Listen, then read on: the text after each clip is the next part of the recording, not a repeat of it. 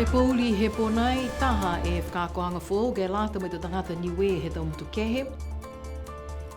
Koe malanga he mga whaoa si whahenga i ki mau mai he tau mutu kehe, kua tolo mai ki he motu. Moi tau whakaholoanga fia he aho whakatātā he maanga ko Alofitonga. Whalawhalahi atu, ko Augusta Pāvihi, hane he do tōlua dau walatala te tupu, ke lata ia me pūli he pōnei. Whakamua ke he hawhangianga he whano he tau iki pule he atu Pasifika, ne whakahoko ke he whale tali whenonga Scenic Matawai, a whangia e he a whiawhine awhi, ko tuku atu ai he palemia, li lifu ko Dalton Tangilangi, e taha manatu mahuinga ke mailonga he tau iki pule, ke tau whanoanga halo tōlu. Ha koe tau tufunga sia ke he moana, ko mahuinga lahi ke he tau puhala maua kai he tau motu he Pasifika. Ko tolo mai e tau iki pule mai he tau motu he atu Pasifika, ki he motu hadau tōlu he whahita pune, ke lata me tau whanoanga ia. Ko tolo mai e tau iki pule, mo e tau takitaki ke tau whahinga hoa whasieka he tau motu he Pasifika ki niwe, ke lata ia mo e ua e whano mahuinga. Ko e tau whano nei, ko e whano ke ua fulmawhaa ki he tau iki pule ne takitaki ki he matakau Forum Fisheries Agency. Ko e tau ua awhi mo e walu ne whakahoko fōki e whano nei ki niwe. Ko e whano ke ua aki, ko e whano ke ono aki he tau iki pule, he tau whahinga hoa whasieka, he tau motu he Pasifika.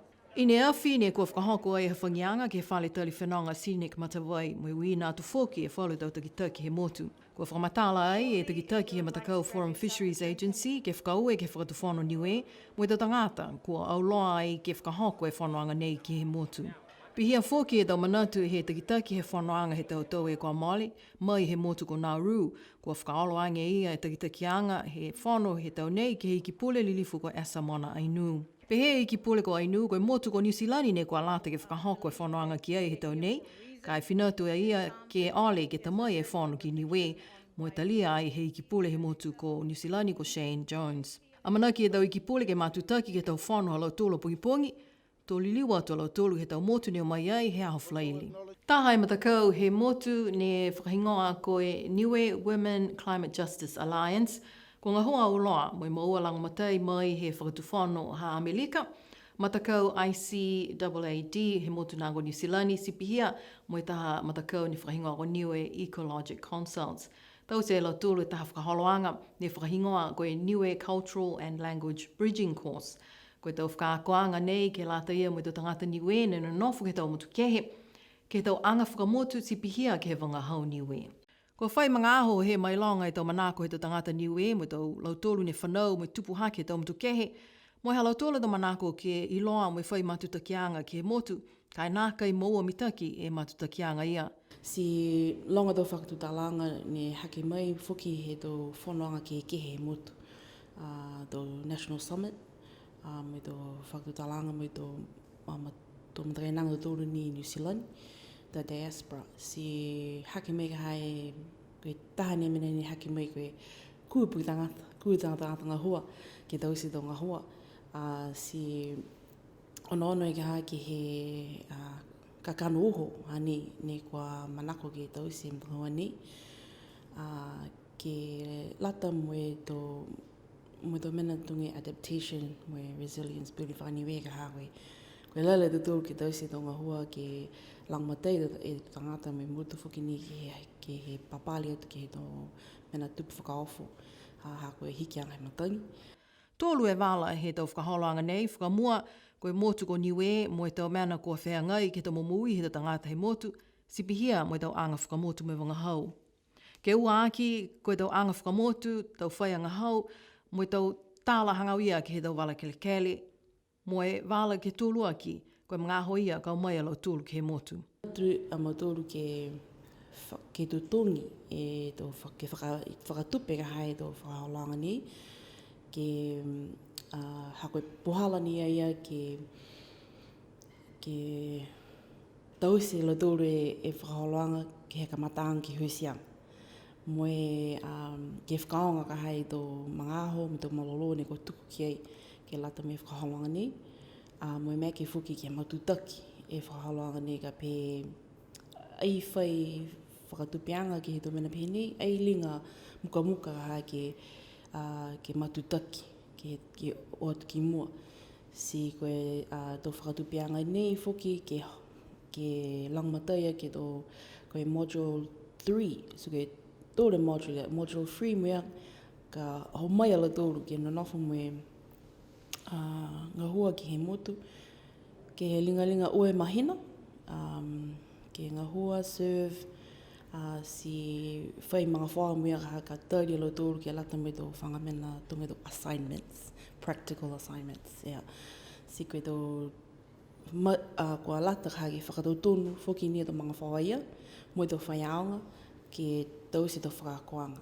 Si koe heia ne kua tau si pia e tō whakaholoanga, si koe limisi au he tahe module. Ini awhi ko whakamunuina e kamataanga he tau whakaholoanga nei, mo e whakamatala i whoki e ki pule liu ko Sonia Tālangi. Ko lau tōlu e tau whaiaonga ke tau whakakoanga nei, ne takitaki ai e Jamal Tālangi Vetriaki, hahai ai a Berfali Simoni Tongahai, Moraine Tama, Reverend Dr. Matangi Jessup Vilitama, Marianne Tālangi, Robin Hekau, mo Anna Poihanga. Pesini he nā kai whai whailoanga mai he ofisa he palimia, kai mai longa i BCN News, Koe amana ki e palimia mo e tahamalanga he motu, koe whakatuwhono ke watu ki atu kuki ailani, ke lata me tau whiawhia pule whakamotu ke onongu fuluaki, he atulonga he mahina au kuso. Mai longa ai to whinatu whoki e whakatunu whono li lifu ko Hima Douglas, mo e malanga he whakatuwhono. Koe tau e kwa maoli ne hoko mai e palimia he atu kuki ailani, li lifu ko Mark Brown, mo e malanga, ke lata ia me tau whiawhia pule whakamotu ke limong fuluaki he motu hatau tolu. Mai longa whoki ko amana ke Kovana Lahi he motu ko Nisilani li lifu ko Dame Sydney Kiro, mo hana tuko oa ko Dr. Davies ke o atu ke lata ia me tau whiawhia ke he atulunga. Pe he e tau whailoanga mai he motu ko Rarotonga, ko a whawhasi paua ke whakatuwhono he motu ia, 5 miliona tupe Nisilani ke tātu e tau tangata mai he pā eua, ko tau motu iki ke he ne nofu mamau i Rarotonga, ke tolu atu ai ki he motu ko Rarotonga, ke lata ia mo tau whiawhia ne whakahingo ai, ko e tēma e wanui. Ko amana ki e malanga he whakatuwhono niwe, ke o atu he aho ua he mahina o kuso, ke he aturunga atu kuki ailani. Mamao e tau no nofoanga mo e loa e hala he whalu, kai ko mai e malanga he tau whanau tutupu mai i a siwhahanga i ki mau ke he motu he whahitapu e kwa mole. O mai whalu i Australia, o mai whalu i New Zealand, o mai whalu i Hawaii, mo e motu ko Amerika, ke whileweia mo e kisia e tau mga whaane no nofu ki he motu. Ko lau tōlu ko tau whanau tutupu haki ki he motu, mo e o whoki ki he tau whakakoanga he tau aonga he motu. Pese ni kua lewa e o atu halau tōlu ke tau motu kehe, mo e kua whai mga whaoa ke he tau tangata motu kehe, ka he maunga ia e wangahau niwe. Mai kei ke tūtala ki a Millennial Jessup tia, mo e whalu he tau mga whaoa, hanga au ia ke ka kano he whenonga ni he mga whaoa. Haia koe kaina e ha mau tōru, ka koe hau he motu ko Australia, nofo ia i Brisbane, me hako a mga whaoa, me hako a tāne, me he maua tau whanau, ne nofi Brisbane. Kua lewa te oki Brisbane, koe ua tōre tau a he nofi Brisbane. So koe tōre tau, tuli liu mai ki niwe. Koe o mai ke whakakia e motu, mo e whakakia ka he tau mena ni tutupu ai, tau kaina, mo e whlewea me tau mga whaoa. Taka e motu ne mga hala ua fuli tau. So kau nafi Hawaii, mai amoa toko oa, mai whanau whiwhin, toa, whanau whiwhin na maua. Si lai whakawai ko meki ki liu mai ke motu, lewa ha tōlone tau tu liu mai. Ke whakese haka mga whaoa e motu ne whanau iki. Mai kaina nei i leina, kaina nei tupa mautu ki ai. Koi lai ko meki ke whlewega au nei, ke amunena mtoto lo. Tupuha ke alau tōlu ki he matakawi ko whakaleina i Alowhitonga. Moe manako ke whakakise ke halau tōlu tau whanau, e halau tōlu e tau momui ne tupuha ke ai he no nofu i niwe. Alofalahi atu ko hingo haku siri, ko au ke tāmako puna si whahanga. So kua lewa mai singa hau te whanau hako he motu mo niwe, ko whakaringo whango furu te tau hako. He whanau ki New Zealand, whanau mo ki New Zealand, si whaitaan si hiki mai au ki Australia, ki Brisbane. Tola he whiawhia ko wherewea tau tūru ki he ilong he pulangi ki hau nei, ko hingo hako ko e noka Jessup, ko whai mangaha whoki he toka e motu ko niwe, whenaunga atu ki te motu kehe, Hanei kua Hawaii ke tamai hako tokoa, mai tamai ha mau tau whanau ke kisia motu mōri ne whanau ai au. Kua whiawhia fōki e whalu he tau whanau, he mga whaoa, ke kōli ke he aho whakatata, he aho whaiume ka omole, e kau whakalataha ke tau whakaholoanga he maanga kua Lofitanga. Ko au ke tam whakahiko a mele mo nguwhi. Ko mele ko ia koe matani ni whale mai ane pata, ko nguwhi ko ia koe whuata riutu. Toko tōro matore katoa. Ko Rob e patu whakamoa, ko Dave e patu ke ua, ko au e patu whakahiko. Ko mui haka e nofi whakaleine, mai haka matua whakau ko se whanga, tō tahe mawhala mo e whiawhia, maloloa nene whan ke vau. La matei atu e he haka matua tāni ke manghale ni mui e ia, mai he ana mahakitanga ko heri napa, ke le veke e hea laua tō whanau, tō lofu ni kiki, ko ina ia. Tōna he whakau e ki wherewea mai tau mga whawa, mo e tau kapisinga he motu. Whakau e lahi ko he matolo a whakalataha nei, ko he mga whawa ha iki mau, e mga whawa whoke whanewa. Whakalataha mai, ta mai he matolo tau whanau, mai tau iki tuko ua, ke kisia e motu mōri, ko niwe ne whanau ai e matolo. Whakau e lahi. Mo moko ni heifi matua e ne nofi kaina, ke hau ke whuki whiwhena, pihia ni ka hai mui, kai mteke o ka hana whawhano ni si hau. Koe whahe tapu ka mole ne whakahoko ai e taha tausianga. Ke whuaki tau koloa whuaki lang matai noa mai he whakatuwhono i Apana, mai tau matakau taki maanga. Ko tuku atu e tau whakaue, he hukui iki pule lilifu ko tō fua pule tāma ke tau whakatuwhono he motu ko i Apana, ke he tau koloa ko whuaki ke lata mai tau matakau taki maanga. Pehe e lilifu ko pule tāma, koe tau koloa aonga mai mahuinga ke lata mo i tau whakaholoanga he tau maanga ki e mautali ke tau le kua tupu whakaofo. Ko whakaue atu fōki e hukui pale mia he me whai tapu ka mole, lilifu ko Sonia Tālangi ke tau seanga mo e puhala atu tau manatu ke he tau matakau taki maanga, ke le veki whakamitaki e tau koloa nei mo e whakaonga whakamitaki. Tali mai he saini e maweheanga lang matai mo whakatuwhono i Apana he tau uawhe hongflumaono, ko e ono e tau projects po ke tau whakaholoanga ngahua ko lang matai ki ai e whakatuwhono hai Apana, ki lalo hifo he tau whakaholoanga ni whakahingoa ko e Grant Assistance for Grassroots Human Security Project. Ko e ngasia e tau matakau taki maanga mo e tau generators mo e tau chainsaws. Whalo tau maanga i kiki taki taha ni e generator mo e taha e chainsaw. Ke lata ia mo tau whakaholoanga, ko tau kumianga cool roof, mahuinga ne tausia e ke motu he mga aho nei. Tali mai he kamata he tau e kua male, walung fulma walu e tau kaina kua wali ai e tau tua whale. Matutaki e tau matakau ni o watu ke he tau kaina, ke lata me tau huhu, kua hoko ke he tau wala whakahiku e no mga aho nei, mo e manaki ke kamata e wala ke ono aki he mahina sepetema, mo e mahina o ke topa he tau nei. Mai ke whoki ke tūtala, mo e pulotu ko Professor Sir Colin Tukuitonga. Ko manako whoki e takitaki ko e pulotu ko Professor Sir Colin Tukuitonga e tuku atu e tau manatu whakaui ke alau tolu, ko talia ke puto ia ke tau kumikumianga nei, mo e whakamawhana ke o atu ke tau se e tau huki toto whakahiku. Whalahi atu, whakaue he whakalataha mai mga ao nei, ko e manatu whakamare ke ko liu tau hele atu, ke tau matakainanga ne whakalataha mai ke Project Cool Roofs i Niue ne na kaila huki ia e huki suka HbA1c whakamare ko liu whakamanatu whakamawhana atu ke hohoko atu la ke huki te huki hem tōru taha mga hoku e mua manatu whukiwhai mena whakalofa tose ne mua ke am tōru tau tangata ne mua he huki.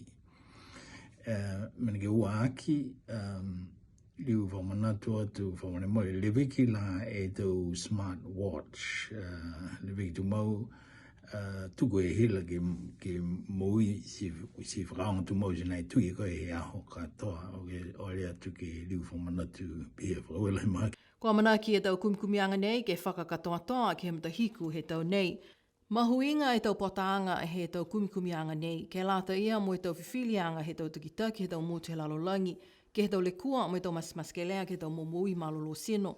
Ha koe vevela lahi he la puna mai, ha koe hiki kianga he matangi mo ka lai mete. Ko niweni e motu he Pasifika kua whiwhilia e ke puto ia ke tau kumikumianga nei, ke la lafi atu ai ke tau motu ko Initia, Mexico, mo motu ko Burkina Faso i Awhelika. Koe whahitapu kua moale ne e whakapulo ai e tala ke he taha mga whaua he maanga ko alofitonga. Mo e tau whaata he mga whaua nei, ne whawhileweia mo e tau manu koe whonu ke he moana pukilahi. Koe tau whaata ko Kameha mo Fotunga Harding, ne maua e whonu ke he aho taitai ika he maanga he whahitapu e kua moale. Mo e tātu e manu ke whileweia mo e mga whaua, tunga whamahani kiei. Nā kai whamahani ke kisia e tau mana pehe nei, kai whakau e kia he lilifu ko sina he mana he kau, kua mai ki ke whakakisi, mai iloanga e he tokolonga e tāla ki he tau whonu mo e mga whaua hāna. Hai e mga whaua i tō whanau he mga whaua motu, mga whaua uku. Si whawhiliwea alo tōlu me whonu i tō uku. Si loa ka koe manu, koe whakamailanga, mahuinga, mo ika tapu he tō whia, ke le weke tō whia, si le weke whokia tō tōru he whonua nei. Si hai e whakawhehanga i anga he mga whaua, he tali mai. Long e tō tau, he kiki e tō whanau he wha o uku, whatamu ka whiliwea, si whatamai he kau. Koe pake whiliwea ni ki tahi. Whauhifu mea matou ki tahi, pake whalamangaho, ta haki mai ki kaina kai. Tunga ni ne whahi o kioki whahatapu e kua mole hao whaiumu ne ta haki mai ki uta. E koe e ni aia, ma e ni ka manatu ka ha koe e na ia, ka koe e whamahani mga whao. Si koe loa te mautoru ka taha ia e tō whunga he mga whao ni mahuinga ki ai. Koe wha o mai e tō manu ki he tō whanau. Si mai ka lau tōru whuki ke ta haki mai ke iloa me ki sia he mga whao me whakakoe atu hau. Taha e tō whunga mahuinga ki lota mga whao me manu e ke le veki hata tōru a taumamui, ke whungalunga ne, ke le kere, mo ia whuki ni ke le veki e tō whia. Kamataanga he koe matua tāne ni ha he whakakoe kau, he mga whao mō ne ono whitu e tau, ko Kameha e hingoa he whaitama ia ha mautoro mo Fotunga. E tahake mai mea Kameha me he hongfu mau e tau. I loa te ia kai e mahuinga he manu, si whai o matua mga whaoa, ke o hef ki tahi ke mga halana, pake o hake mai ni ki kaina, whilewe me manu, e whalumangaho, wakise ki ai lole manu whalumongo, ta mai mea kai ki oki, pokua lahi maha ki te kai tō limu ne tupu foki ke sino, hai a whafui foki be, hepe te kupu, fui. Kai whamea foki ni, hai a, tō li ke whamawehe. Mai longa nā kehe tau anga whakamanga whaua, mai toka longa ni muitua ke he tau whianga koe manu whakatapu e whonu. Monga ne tahake mai e kau e whonu, si hea mai ka hai hakoa tau kese ko whia ke hai kua whi whonu te kau ni o mai ki tahi ke o mai ke whileweia, hea wiko ka hai tō mga whaua, moti ke tō whanau, ke o mai ke whilewe whonu, haka mga aho e ni, ke whakako tō whanau ke loa hai i ka tapu he moana ha tō tōru ai, koe mena he mga whaua ai, ka hane whamahani ki ai, ke loa he tō atu hau tō whanau whou, mo i whileweia ai, mo i manuia. Si o mai ni mo ngoia, tausi ni tō menea ka ei tala hau tonu kai koe ngoia mea na ka. Tausi kai whai tausi anga mo tōla mga whaua. Si ani lewa mea ka tausi ni tō whekau ha mo tōlu ke osi, bake ha, whamea, si liliu mea ka ke o hefo. Ka hawhaiumu, o hefo mo tōlu he ke wafo. Liu ni whakawhanu e potu ke wafo. Whia ta matula he potu he nofu ilunga. Ke whakausia ki hatau tōla tau walatala ke pūli he pōnei, ko e aha whakatātā he maanga ko alofitonga. Tōla he toka longa he tau tangata ni ko o atu he a whaiume kua moli ki hala mahanga. Kua mahomo atu whoki he tau nei he anono tu kei, toka longa he tau tangata whenonga vēwa mai he tau mutu kehe, la lafi me tau mga whao me tau kapisinga he motu o atu ke kau whalataha, mo he tau mga whaoa he maanga ko alofitonga. Hanei e tau ata ni ko tapaki ai, e BCN News ke lata ia mo e tau whakaholoanga he aho.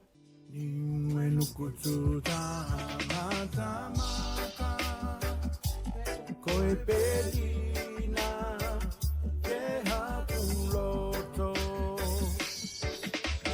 Koe hakuloto kua pia pia Moe oli oli mahakuniwe Levia tana awe tamali utu Tumai moe loto kia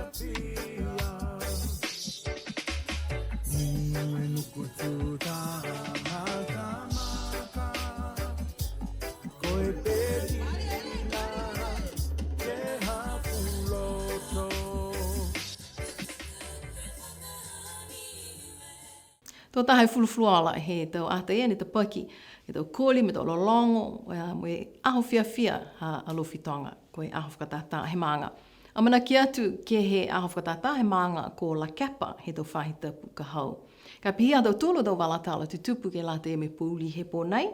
Amana ki mai he pōtuloto ke lata e me tau walatala whakaperitania, kai ma vehe atu he pō nei. Ko i sta pāwihi no na whā mo munui ne pō.